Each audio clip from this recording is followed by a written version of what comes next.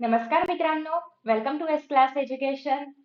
आज आपण बघणार आहोत हिंदी लोकवाणी म्हणजेच ज्यांना 50 मार्कांचे हिंदी आहे, हिंदी कंपोजिट आहे, त्यांनी कशा पद्धतीने अभ्यास करायचा आहे, पेपर कसा विचारला जातो, पॅटर्न काय आहे, हे सगळं आज आपण डिस्कस करणार आहोत. So let us start. सगळ्यात पहिल्यांदा तर जे लोकवाणीचे आहेत, ज्यांना 50 मार्कांचाच हिंदी आहे, खूप इझी आहे तुमचा हिंदी, त्याच्यामुळे आरामात अभ्यास होऊ शकतो. जास्त काही टेन्शन घ्यायची गरज नाहीये. तर यामध्ये बघा, सगळ्यात पहिला जो विभाग आहे गद्य विभाग, जो की एकूण 12 मार्क्ससाठी विचारला जातो. आणि या ठिकाणी ना तुम्हाला 2 गद्य विचारले जातात आणि दोन्हीच्या दोन्ही गद्य जे आहेत तर ते टेक्स्चुअल पॅसेजेस आहेत, तुमच्या टेक्स्टबुक मधलेच विचारले जातात. मग आता तुम्ही म्हणाल आम्ही टेक्स्टबुक वाचायला घेऊ का? वेळ असेल तर वाचा. पण जर वेळ नसेल तर मग काय करायचं? तर तुम्हाला एक सोपी ट्रिक सांगते. आता बघा, तुम्हाला तसंही थोडंफार हिंदी वाचता येत असणार ऑफकोर्स, तुम्हाला हिंदीचं मीनिंग पण कळत असणार. मग याच्यामध्ये आपल्याला एक्स्ट्रा काहीच डोकं नाही लावायचंय. याच्यामध्ये काय करायचं आहे? फक्त पॅसेज आपण वाचणार आहोत आणि ॲज पर दॅट पॅसेज आपण आन्सर्स फाइंड आउट करून लिहिणार आहोत. जे आपण मराठीमध्ये केलं, जे आपण इंग्लिशमध्ये केलं, जे आपण संस्कृतमध्ये केलं, सेम तेच करायचंय. नवीन काहीच नाही करायचंय. मग आता एक काम करा. व्हिडिओ पॉज करा आणि हा पॅसेज रीड करा आणि बघा तुम्हाला याच्यामधल्या सगळ्या गोष्टी समजतायत का? जर तुम्हाला हा पॅसेज समजला ना आणि तुम्ही अजूनही टेक्स्टबुक नसेल रीड केलं, तर मग काही गरज नाहीये रीड करायची. कारण याचं मीनिंग असं आहे, की तुम्हाला पॅसेज वाचून त्याचे आन्सर्स लिहिता येतात. मग त्यापेक्षा तुम्ही इतर कुठल्यातरी गोष्टींमध्ये वेळ इन्व्हेस्ट करू शकता. म्हणजे रायटिंग स्किल असेल किंवा व्याकरण असेल, त्यामध्ये तुम्ही तुमचा वेळ देऊ शकता रादर दॅन हे सगळं वाचण्यापेक्षा. ठीक आहे? सो व्हिडिओ पॉज करून आय होप की तुम्ही हे वाचणार आहात, जेणेकरून तुम्हाला एक बेसिक आयडिया मिळेल, की कुठल्या-कुठल्या मुद्द्यांवरती तुम्हाला लक्ष द्यायचं आहे आणि काय-काय तुम्ही नाही केलं तरी पण चालेल. ठीक आहे? चलो. आता बघा याच्यावरती किती सोपे प्रश्न असतात. राघवेंद्र की चाहत आणि या ठिकाणी तुम्हाला जेव्हा तुम्ही पॅसेज रीड कराल, तेव्हा तुम्हाला बघायला मिळणार आहे, की इथे डायरेक्टली क्वेशन्स जे आहेत तर ते विचारलेले असतात. अजिबात त्याच्यामध्ये तुम्हाला हिडन काही आन्सर्स वगैरे नाही मिळणार बघायला. डायरेक्टली क्वेशन्स असतात, डायरेक्टली आन्सर्स तुम्हाला याच्यामध्ये विचारलेले असतात. आता हे जेव्हा तुम्ही लिहाल ना, तेव्हा तुम्हाला वरती राघवेंद्र की चाहत असं लिहायचंय आणि खाली 1-2 नंबर्स देऊन तुम्ही त्याचा आन्सर लिहू शकता. सेम राघवेंद्र की मजबुरीसाठी पण वरती हेडिंग लिहायचंय आणि मग 1-2 टाकून ते आन्सर्स लिहू शकता. आता इथे काय विचारलंय? गद्यांश में से विलोम शब्द म्हणजे अपोजिट वर्ड शोधून लिहा. आता यासाठी पण तुम्हाला काही म्हणजे आधीपासून वाचून जायची गरज नाहीये.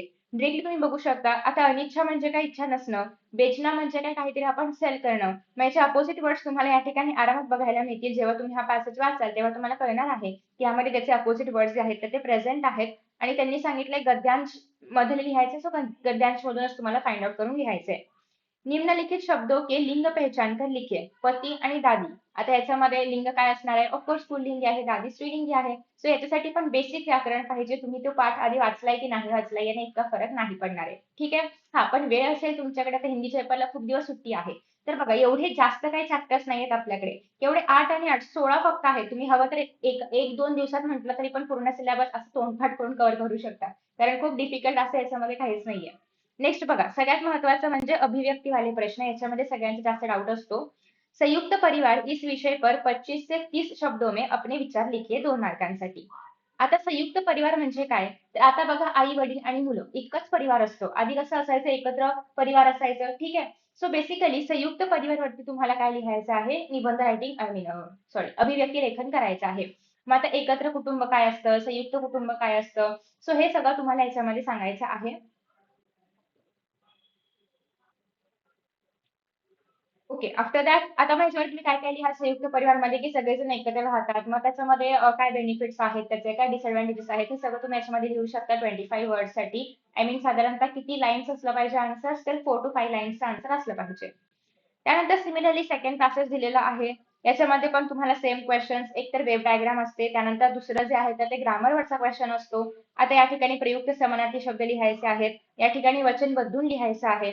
आणि प्रदूषण के दुष्परिणाम वरती अभिव्यक्ती लिहायची आहे. Again 4 to 5 लाईन्सची. जास्त मोठं लिहायची गरज नाहीये. 4 to 5 लाईन्स सफिशियंट आहे.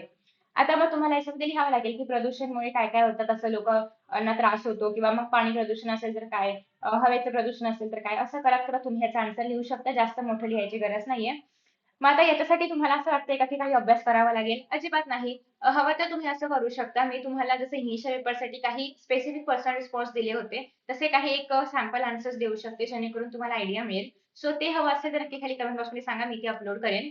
सो एक्स्ट्रा ॲज सच तुम्हाला याच्यामध्ये काही अभ्यास नाही करायचे. बेसिक ग्रामर जे आपण म्हणतो, वचन ओळखा, लिंग ओळखा वगैरे ते फक्त केलं तरी पण सफिशियंट आहे. नेक्स्ट आहे पद्य. आता पद्यमध्ये बघा 8 मार्क्ससाठी अगेन पद्य विचारलं जातं. पहिला क्वेशन तर जनरल आहे, दिलेला आहे पद्य आणि त्याच्यावरती खाली क्वेशन्स विचारलेले आहेत. फॉर एक्झाम्पल या ठिकाणी तुम्हाला जोड्या जुळवायच्या आहेत, कस्तुरी, काटा वगैरे या सगळ्यांसाठी. आणि पद्यांशाचे अंतिम दोहा म्हणजे अंतिम जे स्टांजा आहे त्याचा तुम्हाला सरळ अर्थ लिहायचा आहे. आता तुम्ही पद्यांसाठी काय अभ्यास करू शकता? तर जे जे पद्य आपल्याकडे अवेलेबल आहेत, ठीक आहे, जे पण पद्य आपल्याकडे अवेलेबल आहेत ते सगळे पद्य तुम्हाला फक्त एकदा वाचायचं आहे. फक्त पद्य नाही तर विथ मिनिंग वाचायचं आहे. म्हणजे तुम्ही काय करा, डायजेस्ट घ्या किंवा मास्टर की जे काही तुम्ही रेफरन्स बुक फॉलो करत असाल तर ते बाजूला ठेवा आणि त्याच्या बाजूला तुमचं हे पुस्तक ठेवा आणि प्रत्येक स्टांजा जे आहे त्याचं मिनिंग रीड करा. एकतर याने पहिलं बेनिफिट हे आहे की तुम्हाला कविता समजेल, जेणेकरून तुम्ही हे सगळे आन्सर्स लिहू शकता. दुसरं बेनिफिट हे आहे की सरळ अर्थ तुम्हाला लिहायला तसं पण क्वेश्चन विचारलं जातच. सो त्यासाठी पण ते तुम्हाला उपयोगी पडणार आहे. सो हे दोनच क्वेश्चन जे आहेत ते तुम्हाला पहिल्या पद्यांशवरती बघायला मिळतील.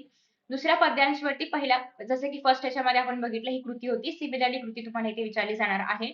आणि दुसरं आहे ते म्हणजे पद्यांश की किन्ही 4 पंक्तियों का सरळ अर्थ लिखिए. अगेन सेम तेच करायचं आहे. तुम्हाला एकदा का सरळ अर्थ कळलं ना, की तुम्ही क्वेश्चन आणि आन्सर्स पण सॉल्व्ह करू शकता आणि तुम्ही हे जे क्वेश्चन्स आहेत अर्थवाले ते पण करू शकता. सो त्याच्यामुळे तुमच्याकडे वेळ आहे सध्या. त्याच्यामुळे ट्राय करा की पद्यांश मधल्या लाईन्सचं मीनिंग समजून घ्या, डायजेस्ट गाईड व्हॉटएव्हर जे पण असेल त्याच्यामधून. जेणेकरून तुम्हाला ॲटलीस्ट एक आयडिया मिळेल की ही ओळ काय सांगते, याचं मीनिंग आपण कसं लिहू शकतो. ठीक आहे. सो हे तुम्ही करणार आहात. हे इझी आहे. सो पद्यांशवरती एवढेच क्वेश्चन्स तुमच्याकडे आहेत. त्यानंतर आफ्टर दॅट नेक्स्ट आहे ते म्हणजे व्याकरण विभाग, जो की फक्त 8 मार्कांसाठी आहे. याच्यामध्ये एकतर पहिली गोष्ट सही शब्द चुनकर लिखो, तर हे सांगितलं जातं. आता बघा, जेव्हा कधी-कधी सही शब्दवाला क्वेश्चन येतो ना, तेव्हा आपण कन्फ्यूज होऊ शकतो. तर अशा वेळेस काय करायचं? तुम्हाला कळतंय की हे सगळे शब्द बघून कळतंय की मस्तिष्क हा शब्द करेक्ट आपल्याला ओळखायचा आहे. मग तुम्ही ना आपल्या म्हणजे आपल्या हाताला हाताला सवय असते शब्द लिहायची. सो तुम्ही डोळे बंद करून ना बाजूला मस्तिष्क शब्द तुमच्या आन्सर शीटवरती पेन्सिलने लिहून बघा. तो बरोबर असणार आहे. म्हणजे शक्यता आहे की तो बरोबर असेल. तुमचं ब्रेनला कन्फ्यूज करण्याआधी तो लिहून बघा आणि मग तो शब्द याच्याशी मॅच करा. म्हणजे कधी-कधी ना सगळे चुकीचे शब्द बघून आपल्याला असं होतं की अरे नक्की बरोबर कुठला आहे? सो ते कन्फ्युजन अव्हॉइड करण्यासाठी आधी तुम्ही शब्द लिहा आणि चान्सेस आहे की तो बरोबर असेल, कारण तुमची पण एक मसल मेमरी असते. तुम्ही तो शब्द आधी लिहिला असेल तर तुम्हाला आठवणार आणि मग तुम्ही यातून फाइंड आउट करू शकता जर खूप कन्फ्युजन होत असेल तर. अदरवाईज मग तुम्ही यातूनच सिलेक्ट करू शकता जर तुम्हाला तो शब्द आधीपासून माहिती नसेल तर. ठीक आहे. त्यानंतर तुम्हाला कुठल्याही एका अव्ययाचा यूज करायचा आहे आणि त्याचं वाक्य बनवायचं आहे. किती सोपं आहे. पास, घर के पास बगीचा है. कभी-कभी मध्ये काय करू शकता, कभी-कभी मैं जिंदगी के बारे में सोचता रहता हूँ. म्हणजे कुठलं पण वाक्य ज्याला काहीतरी मीनिंग असेल अशी वाक्य तुम्हाला बनवायची आहेत. ठीक आहे. त्याच्यानंतर बघा संधी शब्द याचा बनवायचा आहे. काय बनेल आता ह्याचा? सदैव. आणि कुठला बरं संधी भेद आहे हा? स्वर बघायला मिळतोय तुम्हाला एव म्हणजे हा स्वर संधी आहे. तर अशा पद्धतीने तुम्हाला संधी भेद ह्याच्यामध्ये लिहायचं असतं. कोणतं पण एक करू शकता. ठीक आहे. डोंट वरी, मी याच्यावरती व्हिडिओ बनवणार आहे स्पेशल, ज्यामध्ये आपण फक्त व्याकरण बघणार आहोत. त्यानंतर ना हे सेम वाक्प्रचार म्हणजे हे सेम मीनिंग असणारा तुम्हाला याच्यामधून काय शोधायचा आहे? मुहावरा फाइंड आउट करायचा आहे. आता बहुत प्रसन्न हो जाना म्हणजेच काय? दंग रह जाना म्हणजे कशामध्ये तरी एन्ग्रॉस्ड होणं. ते आहे का? नाही. फुला न समाना म्हणजे खूप प्रसन्न होणं. सो पहिलं वाला करेक्ट आहे. किंवा तुमच्याकडे आता हे तर ईझी आहेच, हे कराच. पण इन केस असं होऊ शकतं की कधी-कधी तुम्हाला या दोन्ही पण मुहावऱ्याचं मीनिंग नाही माहिती आणि माहीत नाही की याच्यासाठी कुठलं सुटेबल आहे. मग त्या केसमध्ये ना या मुहावऱ्याचं तुम्हाला मीनिंग लिहायचं आहे आणि वाक्यात पण उपयोग करायचा आहे. Half mark for meaning, half mark for वाक्य. जेव्हा तुम्ही हा मुहावरा वाक्यामध्ये यूज कराल, तेव्हा त्याच्या खाली अंडरलाईन करणं कंपल्सरी आहे. त्यानंतर नेक्स्ट आहे कालभेद पहचान के लिखो. तर याच्यामध्ये तुम्हाला कालभेद लिहायचा आहे. आणि त्यानंतर कुठलं पण एका वाक्याचं तुम्हाला काय करायचं आहे? काल परिवर्तन करायचं आहे. हे आपण घेऊयातच नेक्स्ट एका व्हिडिओमध्ये, सो डोंट वरी. त्यानंतर तुम्हाला काय करायचं आहे? वाक्यभेद जे आहे तर ते करायचं आहे. ठीक आहे. सो हे पण आपण एका व्हिडिओमध्ये घेणार आहोत, सो डोंट वरी. आणि शेवटचा विभाग आहे तो म्हणजे रचना विभाग, ज्याला आपण उपयोजित लेखन असं म्हणतो, जो की सगळ्यात मॅक्सिमम म्हणजे 12 मार्कांचा आहे. आता इथे काय सांगितलंय? पत्रलेखन करायचं आहे कोणासाठी? तर राजेश किंवा रजनी पाटील. आता इथे नाव दिलंय. नाव दिलं असेल तर तेच नाव तुम्हाला यूज करायचं आहे. पत्ता पण दिलेला आहे. 105 स्वागत नेताजी मार्ग बीड से स्वच्छता का महत्व समझाते हुए अपने छोटे भाई को पत्र लिखना है. हे झालं कसलं? अनौपचारिक पत्र. आणि औपचारिक पत्र म्हणजे फॉर्मल लेटरमध्ये काय आहे? तर तुम्ही आहेत सुरेश किंवा सविता पांडे, त्यांचा पत्ता पण दिलेला आहे. आणि से अपने विभाग के महाराष्ट्र राज्य बिजली मंडल के उप अभियंता म्हणजे सब इंजिनियरच्या पोस्टवरती असेल की नाम पर पत्र लिखिए, ज्याच्यामुळे काय झालंय की या महिन्याचं बिजलीचं बिल खूप जास्त आलेलं आहे. तर त्याबद्दल कंप्लेंट करण्यासाठी पत्र लिहायचंय. हे फॉर्मल असणार आहे लेटर. याचा एकदा तुम्हाला स्ट्रक्चर बघावं लागेल की कसं लिहितात, काय लिहितात. त्याच्यामध्ये विषय वगैरे पण असतं आणि त्याच्या अकॉर्डिंगली लिहायचं आहे. जर तुम्ही मला विचाराल तर मी ऑलवेज सजेस्ट करेन की इन्फॉर्मल लिहा, कारण याच्यामध्ये खूप पॅटर्न फॉलो करणं आणि लँग्वेज कशी असली पाहिजे वगैरे ह्याला तितकं जास्त रिस्ट्रिक्शन नाहीये जेवढं फॉर्मल लेटरला असतं. त्याच्यामुळे जर तुम्ही अजून पण कुठलं प्रिपरेशन केलं नसेल तर हे वालं लेटर लिहिणं ईझी आहे. हवं तर मी तुम्हाला उपयोजित लेखनावरचे पण व्हिडिओज अपलोड करून देईन. इफ यू वॉन्ट मला खाली कमेंट बॉक्समध्ये नक्की सांगा. त्याच्यानंतर नेक्स्ट आहे आता तुम्हाला हा सगळ्यात ईझी क्वेश्चन आहे. आतापर्यंत तुम्हाला बोर्डाने प्रश्न विचारले, आता तुम्ही त्यांना प्रश्न विचारा. उत्तर पण तुम्हाला सेट ऑफ कोर्स. तर या ठिकाणी तुम्हाला ना ऑलरेडी गद्यांश दिलेला आहे. आता याच्यासाठी काही प्रिपरेशनची जास्त गरज नाहीये.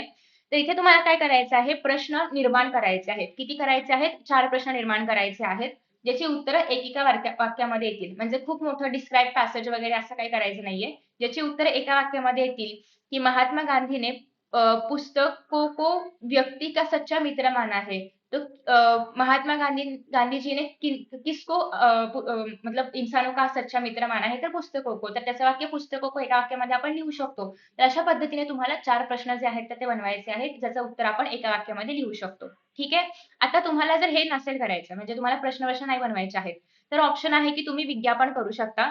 पण माझ्या मते ना प्रश्न लिहिणं अतिशय सोपं आहे, कारण 4 प्रश्न लिहायला खूप वेळ नाही लागत. पण हे विज्ञापन करायला ड्रॉ वगैरे करावं लागेल. मग त्याच्यामध्ये विचार करा की काय लिहायचं, तर ह्याला वेळ जाईल. पण अगेन तुम्ही जर ऑलरेडी याचा अभ्यास केला असेल, तर मग जे असेल त्याचीच प्रॅक्टिस कंटिन्यू करा. अजून पण ठरवलं नसेल, तर माझ्या मते मी तुम्हाला सांगेन की प्रश्न निर्माण व्हायला बेस्ट आहे. ठीक आहे. पटकन पण होईल आणि जास्त विचार पण नाही करावा लागणार. नेक्स्ट आहे 4 मार्क्ससाठी तुम्हाला निबंध लिहायचा आहे दोघांपैकी कशावरती पण एकावरती. एकतर मेरा प्रिय नेता किंवा पुस्तक की आत्मकथा. अगेन याच्यामधलं काय सिलेक्ट करायचं आणि किती मोठा निबंध लिहायचा आहे. 60 टू 70 शब्द म्हणजे साधारणतः एक पान भरेल इतकं, म्हणजे 15 मिनिमम 15 लाईन्सचा निबंध तुम्हाला लिहायचा आहे. ठीक आहे. 15 लाईन्सचा. म्हणजे साधारणतः एक पान वगैरे समजू शकता तुम्ही. आता याच्यामध्ये ना तुमच्याकडे जेव्हा ऑप्शन असेल आत्मकथावाला, तर शक्यतो आत्मकथा चूज करा. कारण नेता जर चूज केलं किंवा असा कुठल्यातरी व्यक्तीवरती निबंध लिहायला गेलात ना, तर त्या व्यक्तीबद्दल तुम्हाला फुल इन्फॉर्मेशन पाहिजे. पण आत्मकथामध्ये ॲज पुस्तकाबद्दल काही इन्फो नकोय. इन जनरल पुस्तक तुम्हाला भेटलं तर काय बरं बोलेल, हेच इमॅजिन करून लिहायचंय. सो त्यामुळे असेवाले निबंध ना खूप जास्त ईझी असतात. सो वैचारिक किंवा कुठल्यातरी व्यक्तीवरती लिहिण्यापेक्षा बेस्ट आहे की तुम्ही हे निबंध चूज करू शकता, कारण ह्याला मार्क्स पण चांगले मिळतात. सो आय होप की तुम्हाला एक बेसिक आयडिया मिळालेली आहे कसा अभ्यास करायचा काय अभ्यास करायचा तर अभ्यास एवढाच करायचा आहे की पद्यापासून सुरुवात करा. सगळ्या पद्यांचा सलट करा आणि व्याकरण विभागावरती फोकस करा. उपयोजित लेखनामधले सगळ्याचे स्ट्रक्चर्स बघून घ्यायचे आहेत, एक पॅटर्न बघून घ्यायचा आहे आणि हवं तर 2-3 सॅम्पल्स रीड करा. सो तुम्हाला आता फक्त एवढंच करायचं आहे. याच्या व्यतिरिक्त काही एक्स्ट्रा करायची गरज नाही. पण मी कशावरती व्हिडिओज अपलोड केले पाहिजेत हे मला नक्की सांगा, सो दॅट मी त्याच्यावरती व्हिडिओज अपलोड करेन. ठीक आहे. Thank you so much and see you in the next session. Bye bye.